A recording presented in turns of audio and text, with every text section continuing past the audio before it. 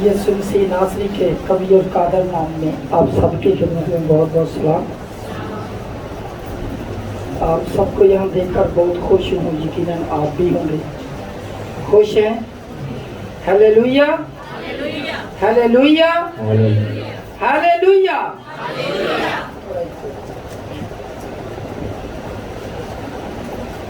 جب دعا ہو رہی تھی تو خدا کا بندہ دعا کر رہا تھا کہ آج کا کلام ہمارے گھرانوں کی درستگی کے لیے ہو۔ پریز دی لارڈ۔ جب ہم خدا کے گھر میں آتے ہیں، خدا کے کلام کو سنتے ہیں تو یقیناً ہماری کاٹ چھانٹ ہوتی ہے، اور اس کلام کے آئینہ میں جب اپنے آپ کو پرکھتے ہیں تو ہماری کریکشن ساتھ ساتھ ہوتی رہتی ہے، ہم برکت پاتے ہیں۔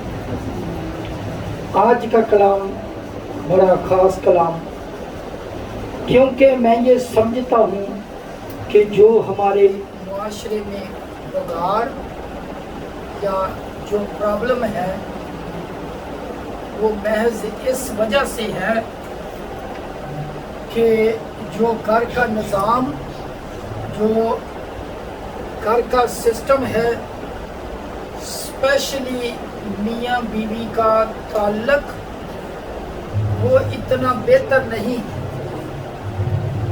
وہ اس طور پر سسٹم نہیں چل رہا جس طریقے سے چلنا چاہیے، جس کی وجہ سے بہت سارے خاندانوں میں بگاڑ پیدا ہو رہی ہے، پریشانی ہو رہی ہے، یہاں تک کہ بہت سارے گھر اجڑ جاتے ہیں۔ تو خدا نے آج توفیق بخشی کہ آج ہم صرف اسی ٹاپک پہ بات کریں کلام مقدس میں سے۔ دیکھیں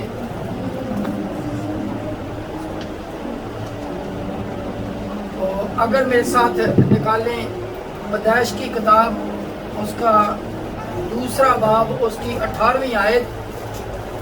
جب ہم اس سے پہلے کلام مقدس کو دیکھتے ہیں تو اس میں پوری کائنات کی تخلیق ہے، آسمان، زمین اور کل کائنات بن جاتی ہے، ہر چیز بن جاتی ہے، اور لاسٹ پہ خدا انسان کو بناتا ہے، آدم کو بناتا ہے۔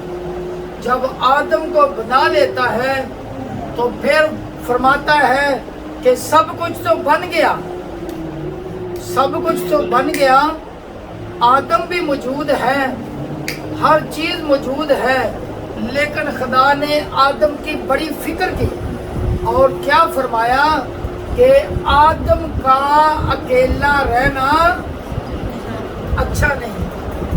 جی، اور خدا نے کہا کہ آدم کا اکیلا رہنا اچھا نہیں، آدم کا اکیلا رہنا اچھا نہیں۔ بہت سارے آدم، آج کے دور کے آدم بولتے ہیں ٹھیک ہے، انجوائمنٹ ہے، نہ کوئی فکر نہ کوئی فاقہ، ایش کر کاکا، کہ نہ کوئی آگے کی فکر نہ کوئی پیچھے کی فکر، اکیلا موج ہی موج، کسی کی کوئی فکر ہی نہیں ہے۔ لیکن کلام مقدس کیا فرماتا ہے کہ آدم کا اکیلے رہنا اچھا نہیں۔ تو پھر کیا ہونا چاہیے؟ پڑھ دیجئے۔ اور خدا نے کہا کہ آدم کا اکیلا رہنا اچھا نہیں۔ ٹھیک ہے جی، آدم کا، جی میں اس کے لیے ایک مددگار اس کی مانند بناؤں گا۔ کیا بناؤں گا؟ مددگار۔ کیا بناؤں گا؟ کیا بناؤں گا؟ دیکھ لے، 2-3 دفعہ بول لیا، کیا بناؤں گا؟ مددگار۔ مددگار بناؤں گا، کام میں رکاوٹ ڈالنے والی نہیں بناؤں گا، لڑائی جھگڑا کرنے والی نہیں بناؤں گا۔ کیا بناؤں گا؟ تو پھر عورت مرد کی کیا ہے؟ آواز اس لو، عورت مرد کی کیا ہے؟ کیوں؟ خدا نے تو یہی بولا تھا کہ میں اس کے لیے کیا بناؤں گا؟ مددگار بناؤں گا۔ اچھا، پھر اس نے مددگار بنائی، اس نے کیا کیا؟ تھوڑا سا آگے پڑھیں تو اس نے کیا کیا؟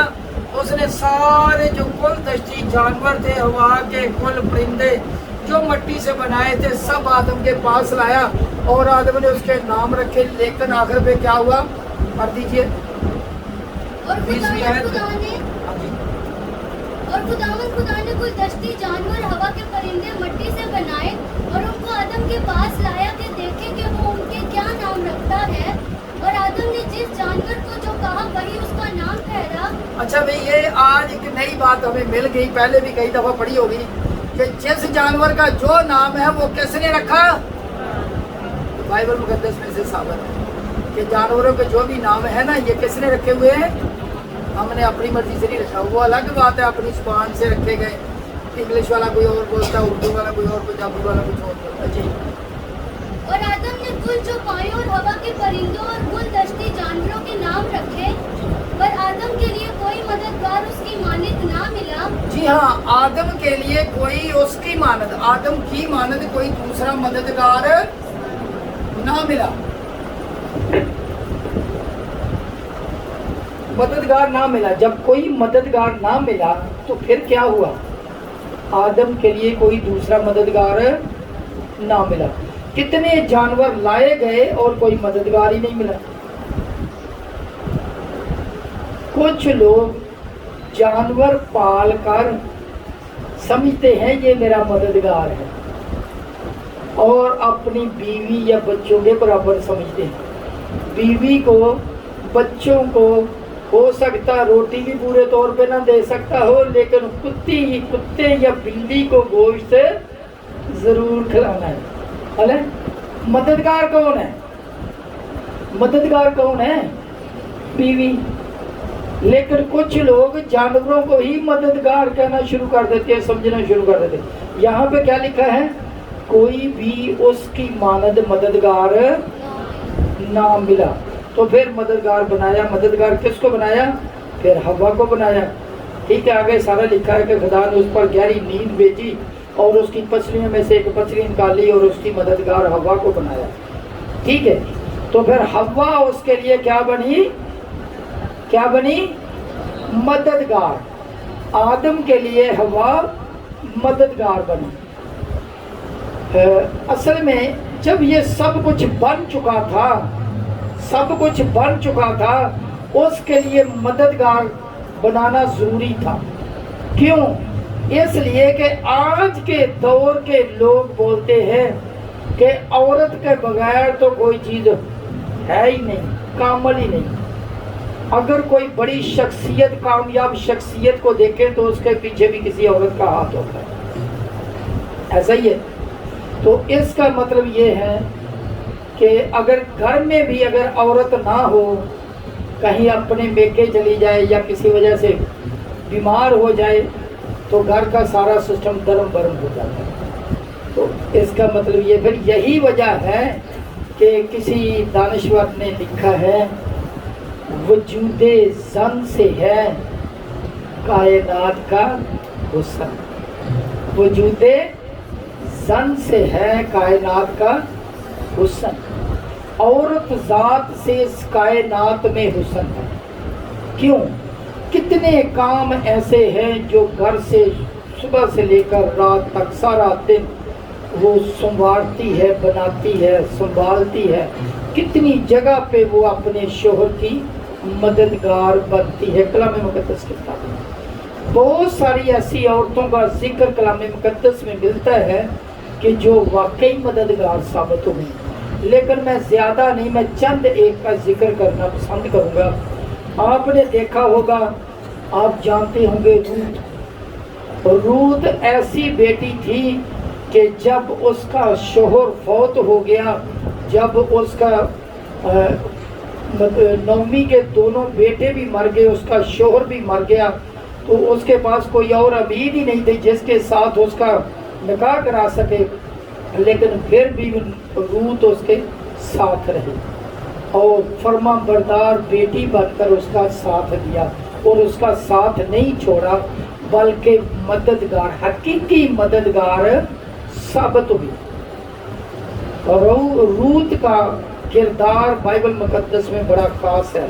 वफादारी की, फरमाबरदारी और मददगार की अलामत है रूत। क्या समझे? सही कह रहा हूँ? कलाम मुकद्दस में ऐसा ही लिखा है। कलाम मुकद्दस अगर रूत पहला बाब उसकी 16वीं 17वीं आयत में पढ़ें तो उसमें यही लिखा है कि रूत जो है वो मददगार साबित होती है अपने खानदान के लिए, स्पेशली नौमी के लिए। चलें थोड़ा सा आगे चलते हैं।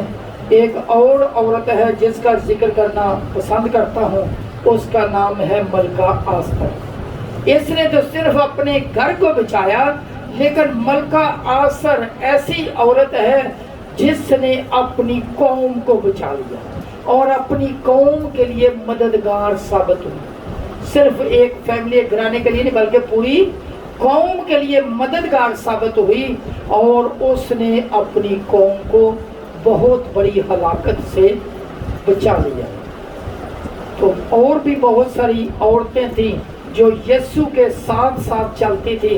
जब यीशु को सलीब दिया गया तो उस वक्त भी वहाँ पे मौजूद थी। बहुत सारी औरतें हैं जिनका जिक्र किया जा सकता है, लेकिन मैं चाहता हूँ कि एक बहुत प्यारी आयत है औरत के बारे में कि वो किसी के साथ ज्यादती नहीं करती, वो किसी के साथ किसी को परेशान नहीं करती, बल्कि वो सारी उम्र उसकी अपने शोहर की खिदमत करती। मैं चाहता हूँ मेरे साथ निकालिए मिसाल 31 बाब और उसकी 12वीं आयत।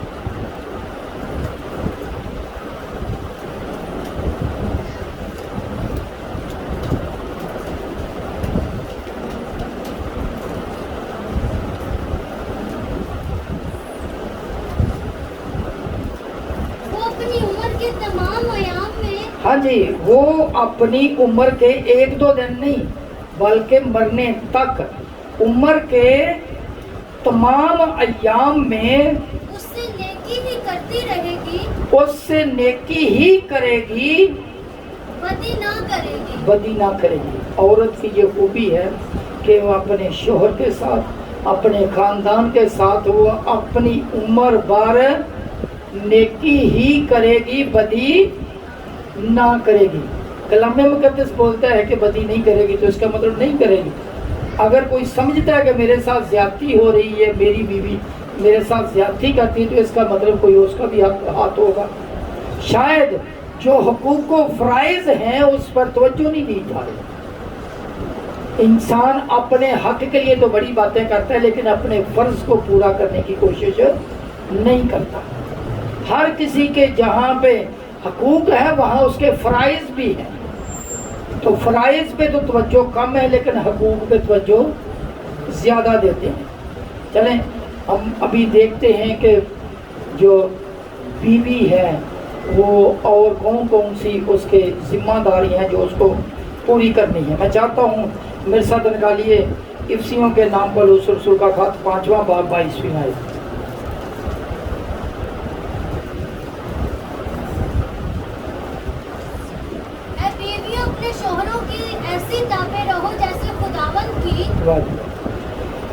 ऐ बीवियों अपनी शोहरों की ऐसी ताबे रहो जैसे खुदावंद की।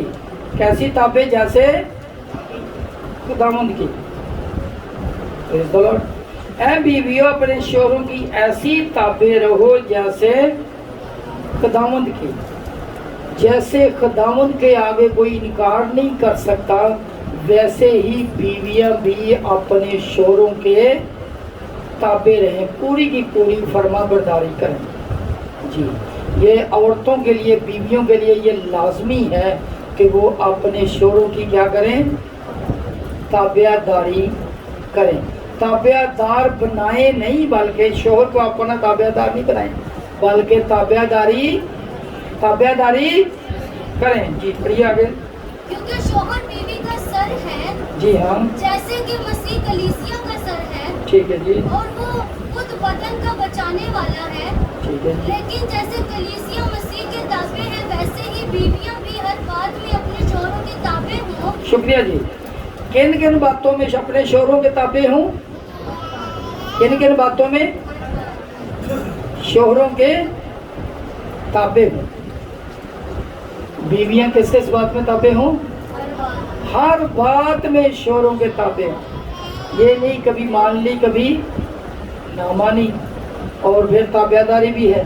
ताबेदारी तो है लेकिन ताबेदारी पूरी नहीं है। तो बीवियां किस किस बात में अपनी शोहरों के ताबे रहें? हर बात में रुकावट डालने वाली ना हो, बल्कि शोहरों के ताबे रहें। चलें, शोहरों के ताबे रहने वाली जरूरी है, ठीक है। कुछ लोग हैं, कुछ बीवियां ऐसे होती हैं वो अपने शोहरों के ताबे तो शायद नहीं रहती, लेकिन अपने वालिदैन के बड़ी ताबे होती हैं। हर बात अपने वालिदैन को जाके ज़रूर बताते हैं, हमारे यहाँ ये हुआ, वो हुआ, ये पकाया, ये खाया, उसने ये बात की, उसने ये बात की, और बाद में फिर मसले मसाइल शुरू हो जाते हैं। तो बीवियां किसके ताबे रहें? किसके ताबे रहें? शोहरों के। रहती शोहर के घर में, ताबे अपने वालिदैन के। ये मुनासिब है? नहीं। कलाम मुकद्दस में लिखा है बीवियां हर बात में अपने शोहरों के ताबे रहें। अच्छा, ठीक है। अच्छा, थोड़ा सा आगे चले तो अगर 23वीं आयत इसकी पढ़ें। जी, 5वां बाब 23वीं आयत। क्योंकि शौहर बीवी का सर है, जैसे कि मसीह कलीसिया का सर है, जी हाँ, और वो खुद बदन का बचाने वाला है। ठीक है जी। लेकिन जैसे कलीसिया मसीह के ताबे हैं, वैसे ही बीवियां भी हर बात में अपने शौहरों के ताबे हों। ठीक है जी। थोड़ा सा आगे चलें तो बीवियां हर बात में ताबे रहें।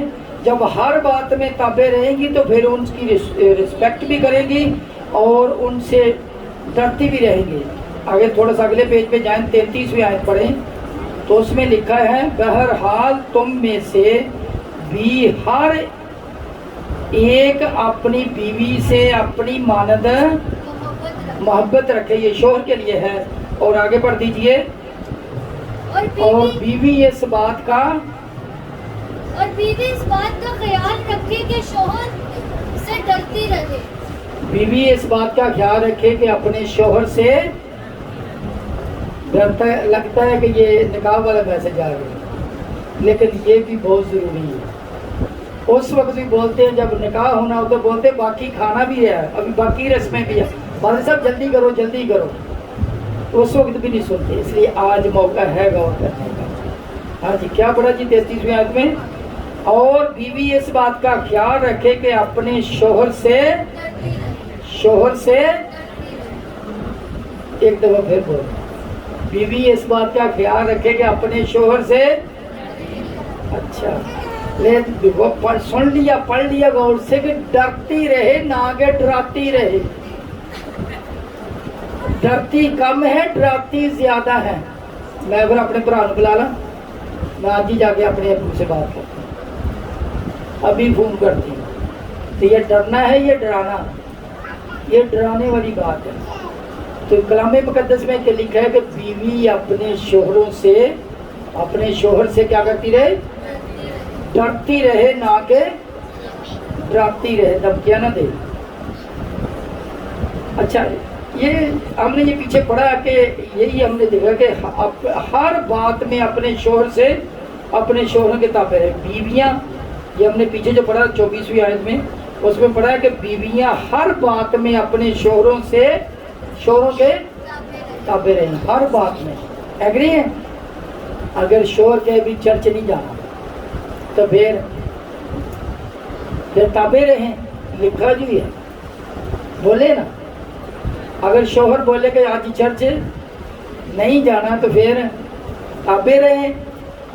जबकि काम भी नहीं है, कोई मसला भी नहीं है, जा भी सकती हैं, जा सकते हैं चर्च, ठीक है।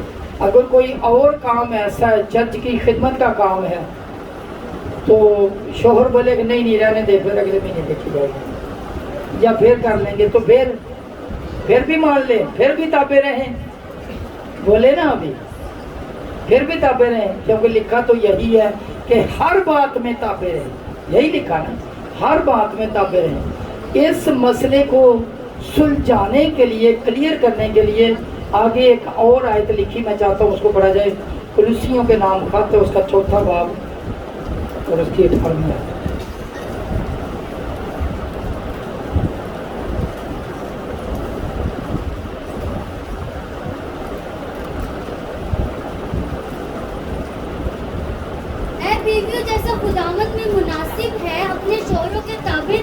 Praise the Lord. कैसे ताबे रहो, कैसे ताबे रहो, लोग बोलते नहीं।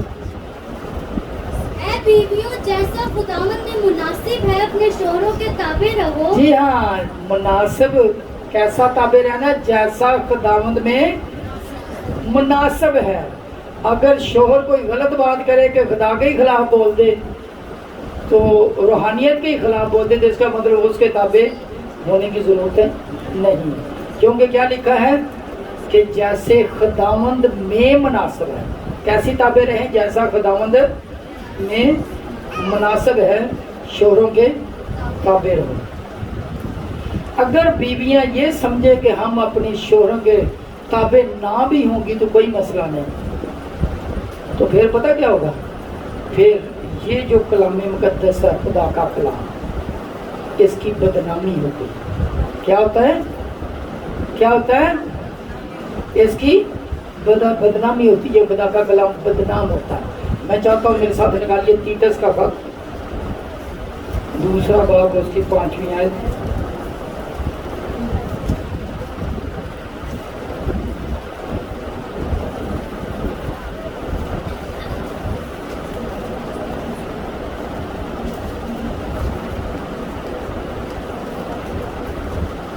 जब औरतें बूढ़ी हो जाती हैं, ज़्यादा उम्र वाली होती हैं, तो उनके लिए भी उनकी एक ख़ास ड्यूटी होती है।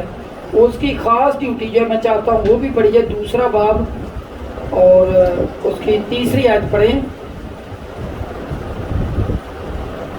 बल्कि दूसरी आयत से अगर पढ़ें, 3री आयत में लिखा है, इसी तरह बूढ़ी औरतों की वजह, बूढ़ी औरतों की भी वजह मुकद्दसों की सी हो, तोहमत लगाने वाली और ज़्यादा मैं पीने में मुब्तला ना हो, बल्कि अच्छी बातें सिखाने वाली हों, ताकि जवान औरतों को सिखाएं कि अपने शोहरों को प्यार करें, बच्चों को प्यार करें। जो ज़्यादा उम्र की औरतें हैं उनकी ये ड्यूटी है कि जवान औरतों को सिखाएं कि अपने बच्चों से प्यार करें और अपने शोहरों से प्यार करें। 5वीं आयत, तीतस का खत, दूसरा बाब, 5वीं आयत। चलो मैं ही पढ़ देता हूँ। और मुत्तकी और पाक दामन और घर का कारोबार करने वाली और मेहरबान हों, और अपने अपने शोहरों के, किसी को नहीं मिला अभी तक, और अपने अपने शोहर के ताबे रहे, ताकि और अपने अपने शोहर के, हाँ जी, कलाम मुकद्दस में क्या लिखा, और अपने अपने, किसी दूसरे से नहीं, अपने अपने शोहर के ताबे रहें, ताकि खुदा का कलाम बदनाम ना हो। जी हाँ, अगर औरत अपने अपने शोहरों के ताबे नहीं औरतें होती तो फिर खुदा का कलाम क्या होता है, खुदा का कलाम क्या होता है जी, बदनाम होता है। तो क्या कोई चाहेगा कि खुदा के कलाम की बदनामी हो? नहीं। ठीक है, अच्छा, मैं चाहता हूँ कि अभी मर्दों के लिए भी थोड़ा सा पढ़ा जाए, इसी में से ही 4था बाब और इसकी है 19वीं आयत।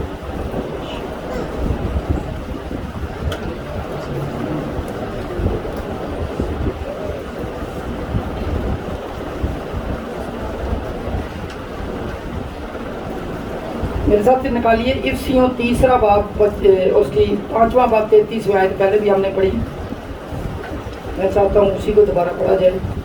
इफ्सियों 5वां बाब, उसकी 33वीं आयत। बहरहाल तुम में से भी हर एक अपनी बीवी से अपनी मालिक मोहब्बत रखे। जी हाँ, और बीवी इस बात का ख्याल रखे कि अपने शोहर से डरती रहे। शुक्रिया जी, पहले भी हमने पढ़ी।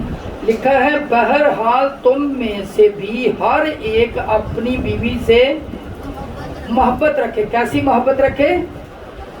अपनी मानद, जिस तरह बंदा अपने लिए ख्याल करता है, जिस तरह अपने आप से मोहब्बत रखता है, इस तरह अपनी बीवी से भी मोहब्बत रखे।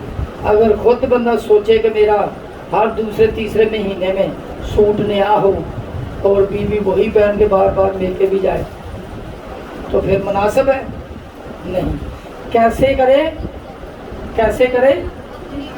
اپنی مانند محبت رکھے. پریز دی لارڈ. اس کی وجہ کیا ہے؟ اس کی وجہ یہ ہے کہ خدا جو ہے وہ لکھا ہے کہ وہ تیرے اور تیری بیوی کے درمیان گواہ ہے. وہ گواہ ہے. تو کیا اس نے ایک ہی کو پیدا نہیں کیا کہ تیری بیوی ہو، حالانکہ اس کے پاس اور بھی ارواح موجود تھی. یہ ملاکی کی کتاب میں لکھا ہے. میں چاہتا ہوں ایک اور آیت پڑھی جائے. بہت سارے لوگ یہ دعویٰ کرتے ہیں praise the lord I am a believer. Praise the lord. خدا کا شکر ہے ہم مقدسین لوگ ہیں، ہم بڑا ان باتوں کا خیال رکھتے ہیں. لیکن جو ان باتوں کا خیال رکھتا ہے وہ خدا کا بندہ کہلائے مقدس اور اپنی بیوی یا بچوں پر ظلم کرے تو اس کے ساتھ کیا طور طریقہ ہونا چاہیے. میں چاہتا ہوں یہ آج پڑھی جائے. میرے ساتھ نکالیے پہلا کرنتھیوں 5واں باب اور اس کی 11ویں آیت.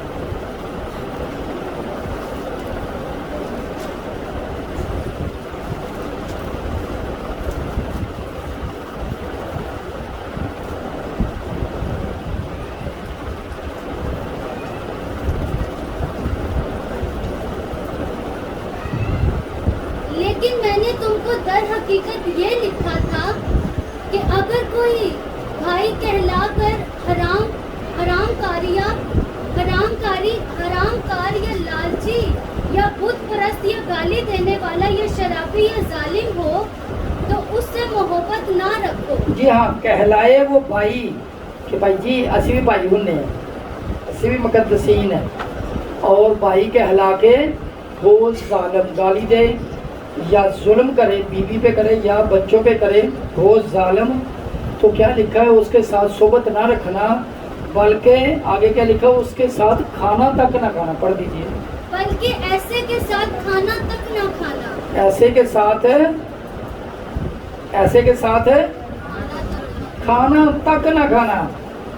ٹھیک ہے کہ اگر ہو کہلائے مقدس لیکن ہو ظالم، بیوی بچوں پہ ظلم کرنے والا.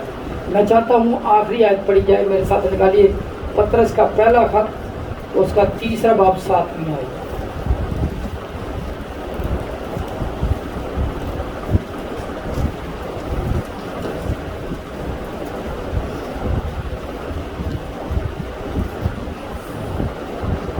اے شوہرو تم بھی بیویوں کے ساتھ عقل مندی سے بسر کرو. کیسے بسر کرو؟ شوہروں کے لیے کیا حکم ہے کہ اپنی بیویوں کے ساتھ کیسے بسر کرو؟ عقل مندی کے ساتھ، لڑائی جھگڑے کے ساتھ نہیں، اکڑ خانی من مانی کے ساتھ نہیں، بلکہ عقل مندی سے. اگر کوئی مسئلہ بھی ہے تو اس کو پیار سے سمجھائیں. عقل مندی سے بسر کرو. جی. عورت کو نازک ظرف جان کر اس کی عزت کرو. عورت کو نازک ظرف جان کر اس کی، عورت کی کیسے عزت کرنی ہے؟ کیسے؟ نازک ظرف کس چیز کا ہوتا ہے؟ نازک ظرف کی کوئی مثال دے سکتے ہیں؟ کون سی چیز نازک ہوتی ہے؟ شیشہ. جو شیشہ ہوتا ہے، غور طلب بات ہے، سب سے نازک چیز کون سی ہے؟ شیشہ. تو کیسے نازک ظرف جان کر عورت کی عزت کرو کہ کہیں وہ ٹوٹ نہ جائے. آپ گینے ہیں، ٹوٹ نہ جائے. نازک ظرف جان کر اس کی عزت کرو. لیکن آگے میری طرف سے ہے کہ عورت کو بھی نازک ظرف ہی رہنا چاہیے. سلور پتل دی نہ بن جائے کہ 2 لگ بھی گئیاں تو ڈنٹ بھی نہیں پہنا. عورت کو بھی چاہیے کہ وہ واقعی ثابت کرے کہ وہ نازک ظرف ہے. نازک ظرف جان کر اس کی عزت کرو. جی پڑھیں. اور یوں سمجھو. اے شوہروں تم بھی اپنی بیوی کے ساتھ عقل مندی سے بسر کرو اور عورت کو نازک ظرف جان کر اس کی عزت کرو اور یوں سمجھو کہ ہم دونوں زندگی کی نعمت کے وارث ہیں تاکہ تمہاری دعائیں رک نہ جائیں. جی ہاں، ورنہ دعائیں رک جائیں گی. جتنی مرضی دعا کر لے دعا ہی نہیں سنی جائے گی. کیوں اپنی بیوی کی نہیں عزت کرتے اور نازک ظرف جان کر اس کی رسپیکٹ نہیں کرتے؟